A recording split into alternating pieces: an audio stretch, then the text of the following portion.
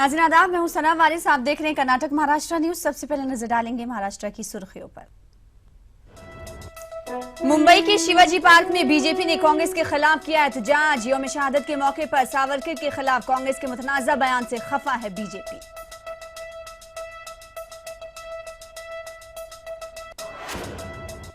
महाराष्ट्र में सूखे की वजह से जानवरों की हो रही है मौत। शदीद गर्मी और पानी की किल्लत से जानवर दर बदर भटकने पर मजबूर।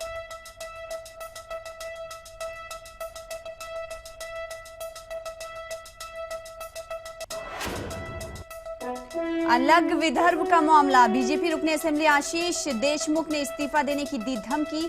अलग विदर्भ के लिए हुकूमत पर दबाव बनाने की कोशिश।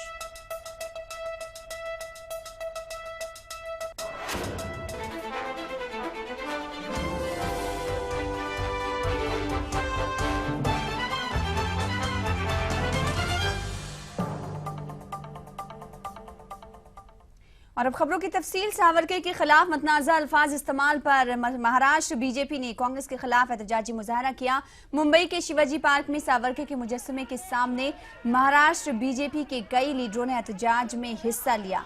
वाज़ेह है कि यौम शहादत के मौके पर कांग्रेस ने सावरकर को तनकीद का निशाना बनाया था।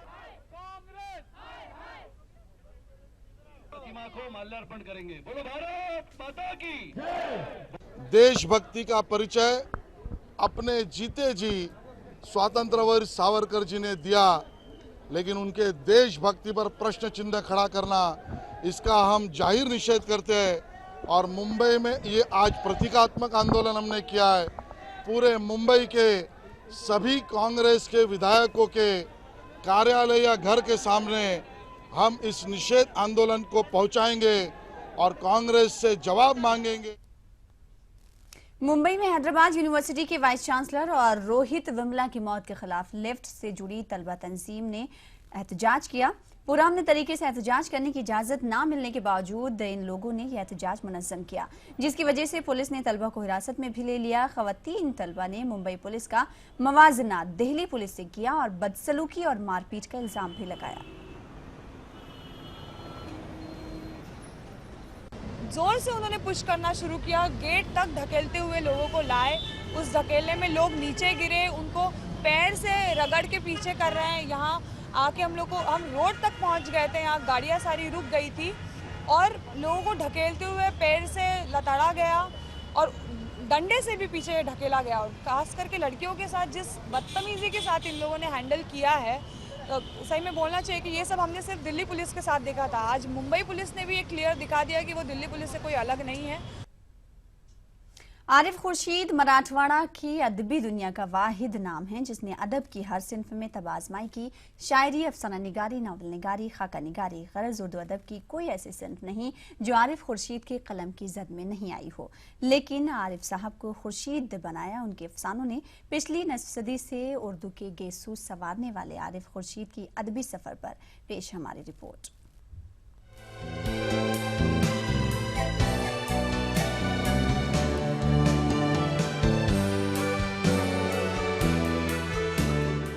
किताबी चेहरा, वज़ादार और वजीह शख्सियत के मालिक को अदबी दुनिया में आरिफ खुर्शीद के नाम से जाना जाता है।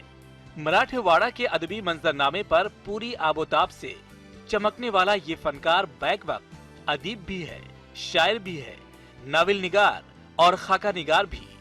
अलगर्ज कौन सा ऐसा अदबी नुस्खा है जो आरिफ खुर्शीद की जंबील में नहीं, लेकिन आरिफ साहब को खुर्शीद बनाया उनके अफसानों ने। जी हाँ, अफसाना निगारी के मैदान में आरिफ खुर्शीद ने अपने हमअसरों को बहुत पीछे छोड़ दिया है। ईटीवी टीम ने जब आरिफ खुर्शीद के अदबी सफर पर बात की तो उन्हें स्कूली जमाना याद आ गया और वो कुछ यूं गोया हुए।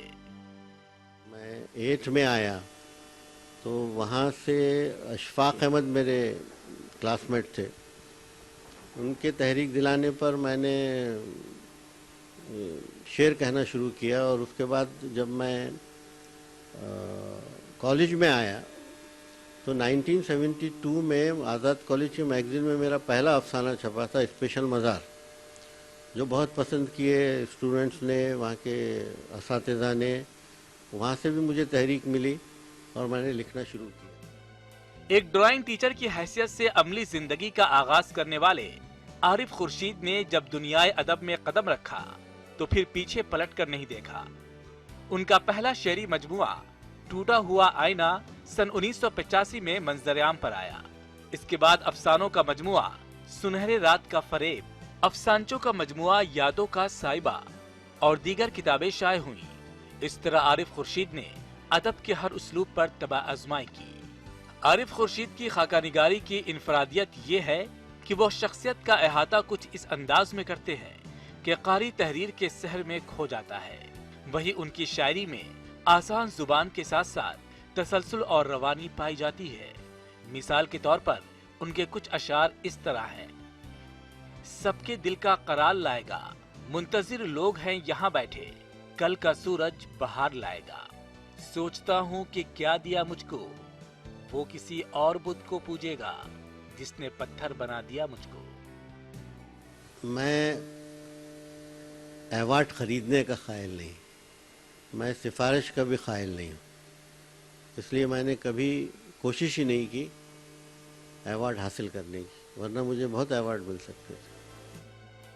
आरिफ खुर्शीद की अब तक 18 किताबें शाये हो चुकी हैं, जिसमें एक का मराठी तर्जुमा भी हो चुका है। आरिफ खुर्शीद को महाराष्ट्र के पहले साहिबे किताब खाकानिगार होने का एजाज हासिल है। उनका ताज़ा नावल और क्या है नया कहानी में हाल ही में मंजर-ए-आम पर आया है। आरिफ खुर्शीद मानते हैं कि अदब किसी भी सिन्फ का पाबंद नहीं है, उसके दामन में हर लम्हा नए गुल खिलते हैं। उम्मीद की जानी चाहिए कि गुलों के खिलने का ये सिलसिला यूं ही जारी और सारी रहे। ईटीवी न्यूज़ के लिए औरंगाबाद से अजहरुद्दीन की रिपोर्ट। आगे बढ़ेंगे। जमात इस्लामी हिंद की जानिब से इन दिनों महाराष्ट्र में एक मुहिम चलाई जा रही है। खुशगवार खानदान के उन्वान से ये मुहिम चलाई जा रही है। इस सिलसिले में नांदेड़ में एक रोजा वर्कशॉप का इनेकाद किया गया। वर्कशॉप में कसीर तादाद में मर्द खवातीन ने शिरकत की। जमात इस्लामी हिंद महाराष्ट्र इस मुहिम के जरिए खानदानी और माशरी मसाइल को हल करने की कोशिश कर रही है।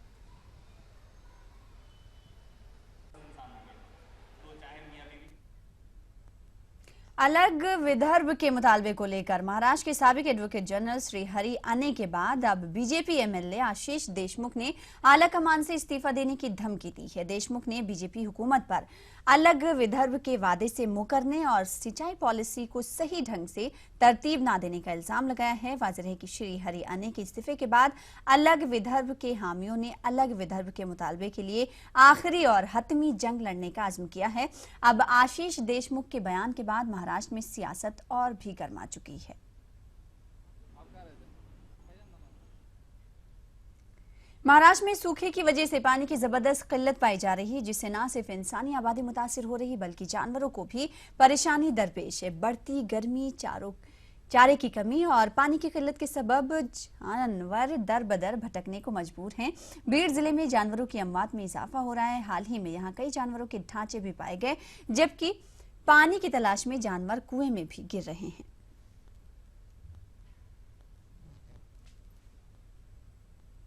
सध्या जे मृतावस्थेत आढळून आलेले जे प्राणी आहेत, हे मारून आढळून आलेले, यांना कोल्हे आहेत ते, आणि ते कोल्ह्यांचे ते पिल्लं आहेत. म्हणजे नोव्हेंबर ते डिसेंबर आणि जानेवारी ते पिल्लांची पैदास होते आणि वाढ होते. परंतु हे जे पिल्लांचा मृत्यू झालेला आहे त्याला 3 कारणं असू शकतात. एक तर भूकबळी असू शकते, कारण दुष्काळाची भीषणता अशी आहे की दूरवर कुठं अन्न नाही, पाण्याचं थोडंफार कुठंतरी स्रोत असले तरी तेही नाहीत. आणि दुसरं कारण म्हणजे की उष्माघात इतकं प्रमाण वाढलेलं आहे की उष्णतेमुळेही त्यांचा मृत्यू होऊ शकतो. तसं पाहिलं तर सरकारच्या अनास्थाच म्हणावं लागेल, कारण कसं आहे की जर वेळेच उपाययोजना, कारण इतका भीषण दुष्काळ परिस्थिती असतानाही शासन वन्यजीवांच्या बाबतीत कुठलंच मदत करत नाही. पीर को नांदेड़ के माधो कदम नामी किसान ने कर्ज से परेशान होकर मुंबई में मंत्रालय के सामने खुदकुशी करने की कोशिश की थी, जिसे अस्पताल में भर्ती करा दिया गया, लेकिन इस किसान की मौत हो गई। गुज़िश्ता 5 दिनों से इस किसान का जीटी अस्पताल में इलाज जारी था। फिलहाल इस मामले में तफ्तीश जारी है।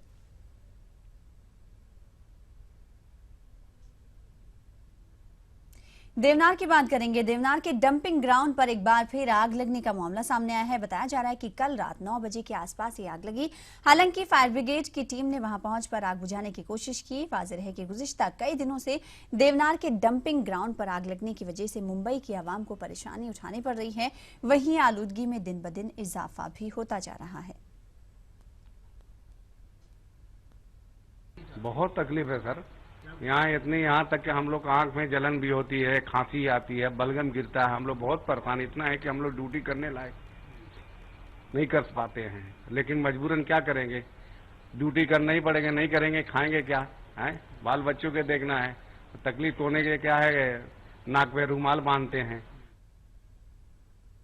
महाराष्ट्र के वजीर माहौलियात और औरंगाबाद के राब्ता वजीर रामदास कदम ने कहा कि बाल ठाकरे के कत्ल की साजिश के ताल्लुक से डेविड कोलमन हेडली ने जो इंकशाफ किया है उसकी आला सतह की जांच होनी चाहिए। कदम के मुताबिक पाकिस्तान के दहशतगर्दों का ग्रुप बाल ठाकरे से खौफ खाता था, इसलिए उनकी कत्ल की साजिश बनाई गई थी, जिसकी शिवसेना ने मजम्मत की है।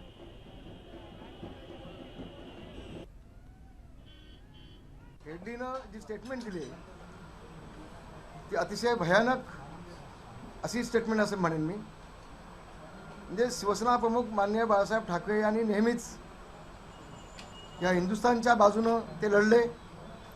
देशाच्या विरोधामध्ये ज्या शक्ती आहेत, ज्यांनी देश तोडायचा प्रयत्न केला, देशामध्ये बॉम्बस्फोट घडवले, देशामध्ये पुन्हा एकदा पाकिस्तान वेगळं निर्माण करण्याचा काही लोकांनी प्रयत्न केला, अशांना ठोस उत्तर देण्याचं काम नेहमी शिवसेना। इसी के साथ रुकेंगे छोटे से ब्रेक के लिए। ब्रेक के बाद रुख करेंगे कर्नाटक की खबरों का।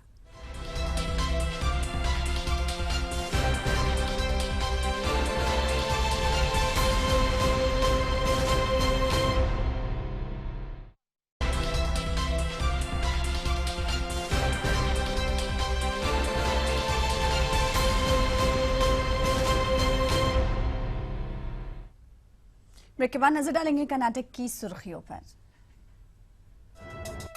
कर्नाटक की काबीना में बहुत जल्द हो सकता है रद्दोबदल। दावणगेरे में मीडिया से बातचीत करते हुए वजीर आला सिद्धारमैया ने किया ऐलान।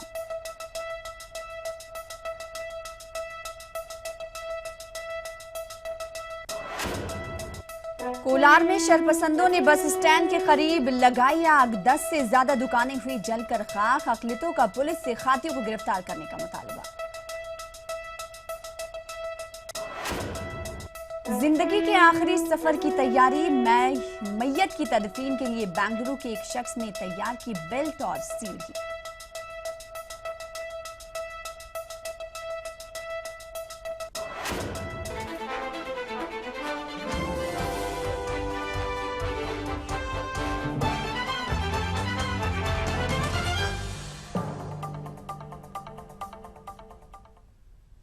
कर्नाटक लेजिस्लेचर इजलास के अख्ताम के बाद काबीना में रद्दोबदल कर दिया जाएगा। वजीर आला सिद्धारमैया ने दावणगेरे में ये बात बताई।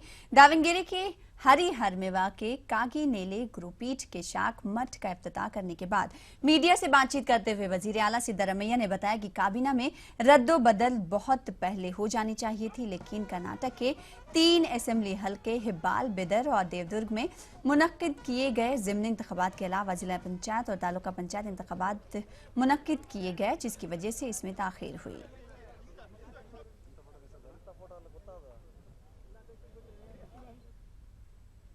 शरपसंदों ने कल रात को कोलार के सरकारी बस स्टैंड की दुकानें नजर आतिश कर दी और जबरदस्त आग लग जाने की वजह से 10 से ज्यादा दुकानें जलकर खाक हो गईं। दुकानों के बिल्कुल करीब मस्जिद वाक़ है, जिसके सबब मुसलमानों ने शरपसंदों को गिरफ्तार करने का मुतालबा किया है। फायर फोर्स के अमले ने मकामी वारदात पर पहुंचकर आग पर काबू पाया। हालात मजीद कशीदा ना हो, इसके लिए बस स्टैंड के अतराफ सख्त हिफाजती इंतजाम किए गए हैं। इस सिलसिले में कोलार सिटी पुलिस थाना में मामला भी दर्ज कर लिया गया है और तहकीकात शुरू कर दी गई है।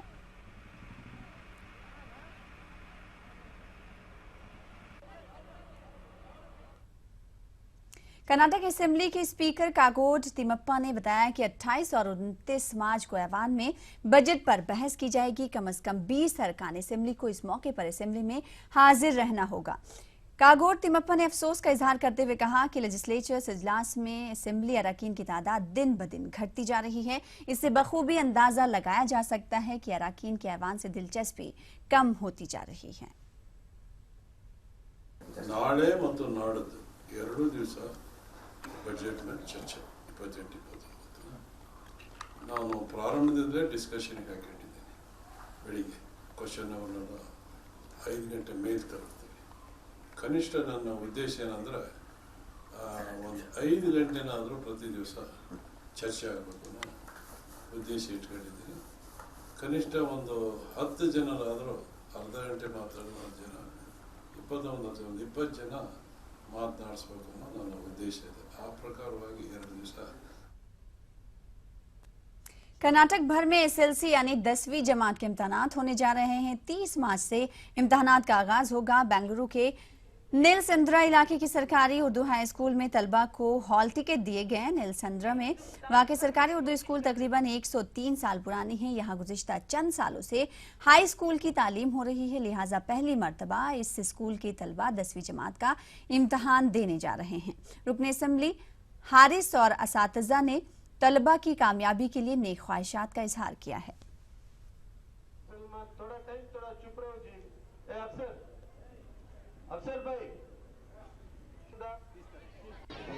ये एसएसएलसी एग्ज़ाम लाइफ में एक टर्निंग पॉइंट है, तो बच्चे बहुत कोशिश करके इस एग्ज़ाम में जो भी स्कोर करना है, क्योंकि अच्छे कॉलेजेस में एडमिशन के लिए आगे ज़िंदगी में उनका जो भी ड्रीम्स है वो फुलफ़िल करने के लिए ये बहुत बड़ा एक वेरी इम्पॉर्टेंट एग्ज़ाम है।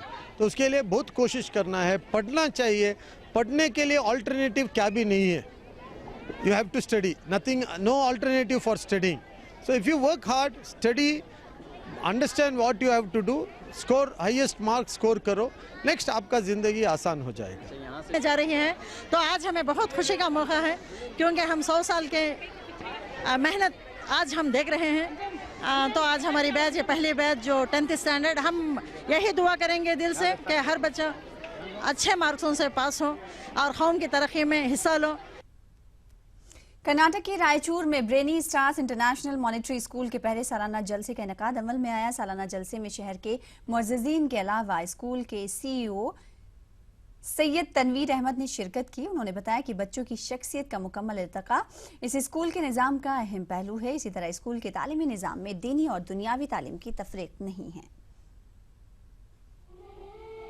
इंशाअल्लाह अगले साल ब्रेनी स्टार के मुल्क भर में 100 ब्रांचेस कायम होंगे और 2020 ईस्वी तक ब्रेनी स्टार के 1000 स्कूल्स मुल्क भर में कायम होंगे। रायचूर ब्रांच का अल्हम्दुलिल्लाह बड़ा ज़बरदस्त कंट्रीब्यूशन है, बड़ा ज़बरदस्त परफॉर्मेंस है। यहाँ की अवाम ने इस कॉन्सेप्ट को पसंद किया है और वो अपना ताउन पेश कर रहे हैं। 1 साल के बाद हम देख रहे हैं कि बच्चों ने बड़ी अच्छी तालीम हासिल की है। खबरों का सिलसिला जारी रहेगा, रुकेंगे एक और ब्रेक के लिए।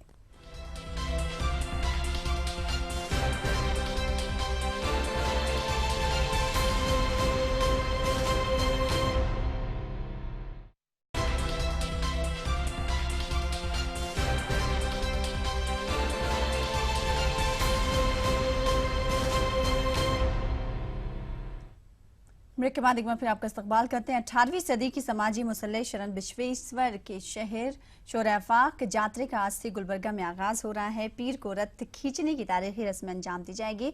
इस रस्म में शिरकत के लिए न सिर्फ कर्नाटक बल्कि बैरूनी ममालिक से भी भगत गुलबर्गा आते हैं। 18वीं सदी में शरण बसवेश्वर ने समाज में फैली बुराइयों को दूर करने का बीड़ा उठाया था।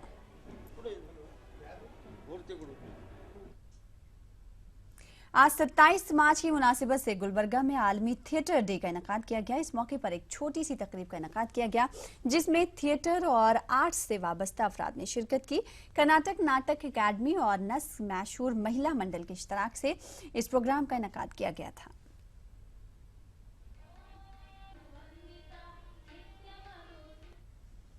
ब्रह्मा कुमारी समाज की जानिब से आज गुलबर्गा में बैन मजहबी रैली मैराथन निकाली गई, जिसमें मुख्तलिफ मज़ाहिब के मानने वालों ने शिरकत की। शहर के जगत सर्कल से तिम्मापुरी चौक पर यह रैली अख्ताम हुई। इस रैली में तमाम मज़ाहिब के बड़े रहनुमाओं को भी मदऊ किया गया। ताहम कुछ मजहबी रहनुमा शामिल नहीं हुए, लेकिन मैराथन और रैली में तमाम मज़ाहिब के मानने वालों ने शिरकत की। के अंदर विश्व शांति और सद्भावना का मैसेज, वसुधैव कुटुंबकम का मैसेज ब्रह्मा कुमारी इस दौड़ के द्वारा दे रही है कि वर्तमान समय परमात्मा की शक्ति ही हम सबके अंदर विश्व बंधुत्व, शांति, प्यार और भाईचारे का माहौल क्रिएट कर सकती है।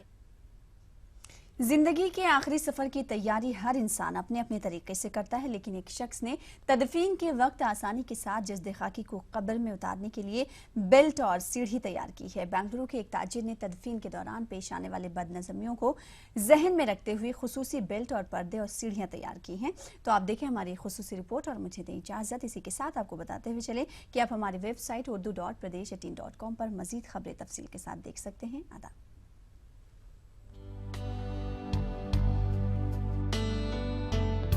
कब्रिस्तानों में आसानी के साथ मैयत को दफनाने के लिए अब बेल्ट और सीढ़ी बनाई गई है।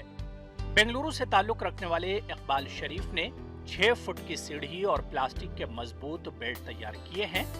इकबाल शरीफ वैसे तो टाइल्स के ताजिर हैं। जब भी किसी की तदफीन के लिए कब्रिस्तान जाते तो तदफीन के दौरान होने वाली दुश्वारियों और बदनज़मियों को देख परेशान हो जाते। लिहाजा चंद महीनों पहले उन्होंने तदफीन के अमल को आसान बनाने के लिए बेल्ट और सीढ़ी तैयार की है। इकबाल शरीफ कहते हैं कि बेल्ट और सीढ़ी के जरिए मैयत को आसानी के साथ कब्र में उतारा जा सकता है। मेरे को भी तकलीफ होती है, मोटे रहे तो और भी ज़्यादा तकलीफ होती है।